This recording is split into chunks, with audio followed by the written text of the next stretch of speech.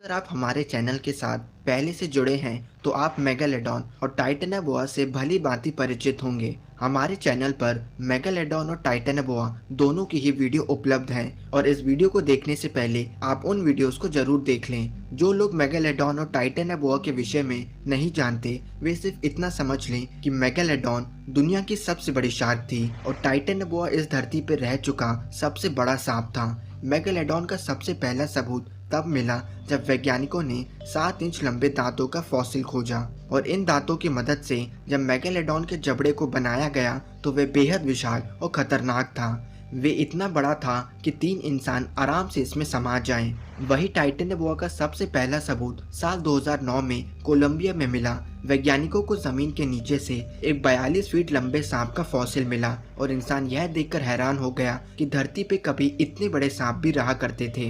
Megalodon करीब 2.5 करोड़ साल पहले रहा करते थे और 20 लाख साल पहले विलुप्त हो गए। वही टाइटेनाबोआ इस धरती पे 6 करोड़ साल पहले रहा करते थे और मेगालोडॉन के आने से पहले वे धरती से खत्म हो गए, जिसका मतलब है कि इन दोनों विशालकाय जीवों की कभी भी भिड़ंत नहीं हुई होगी। लेकिन क्या होता अगर टाइटेनाबोआ और मेगालोडॉन एक ही समय पर जीवित होते और आपस में दोनों की लड़ाई हुई होती? क्या टाइटेनाबोआ सांप धरती पर रह चुका सबसे खतरनाक शिकारी को मार सकता था? आप लोग अपनी राय भी कमेंट जरूर करें। मेगालोडॉन के दांतों की लंबाई 7 इंच थी और वे अपने जबड़े से 8 मीट्रिक टन के प्रेशर से वार करा करती थी। इतना प्रेशर एक लोहे के भी टुकड़े कर सकता है। मेगालोडॉन का शरीर ठीक आज के ग्रेट व्हाइट शार्क की तरह होता था, यानी कि इनकी बॉडी स्ट्रीमलाइन थी जो कि इन्हें एक शक्तिशाली स्विमर बनाती थी। मेगालोडॉन समंदर में 22 किलोमीटर प्रति घंटे की रफ्तार से तैरा करती थी। मेगालोडॉन की सबसे खतरनाक बात यह थी कि वे अपने शिकार पे नीचे से नहीं बल्कि साइड से वार करा करती थी, जिसके कारण कोई भी जीव के लिए मेगालोडॉन से बचना नामुमकिन हो जाता था। वही टाइटेनाबोआ ठीक आज के एनाकोंडा की तरह दिखते थे, लेकिन साइज आज के सांपों के मुकाबले कहीं विशाल हुआ करता था। एक आम सांप की तरह ही टाइटेनाबोआ भी अपने शिकार की विंड पाइप तोड़ के उसकी सांस रोक दिया करते थे और तब तक वे अपने शरीर से अपने शिकार को जकड़े रहते थे जब तक कि उसकी मौत ना हो जाए। वैज्ञानिक मानते हैं कि टाइटेनाबोआ अपना ज्यादातर समय पानी में गुजारा करते थे और वे भी एक शक्तिशाली स्विमर थे, लेकिन इनकी तैरने की रफ्तार 10 किलोमीटर प्रति घंटे की थी, जो कि मेगालोडॉन की रफ्तार के आधे के भी बराबर नहीं है। जिसका मतलब है कि रफ्तार के मामले में मेगालोडॉन टाइटेनाबोआ से कहीं आगे होता। टाइटेनाबोआ बड़े बड़े कछुओं और मगरमच्छों को अपना शिकार बनाया करते थे।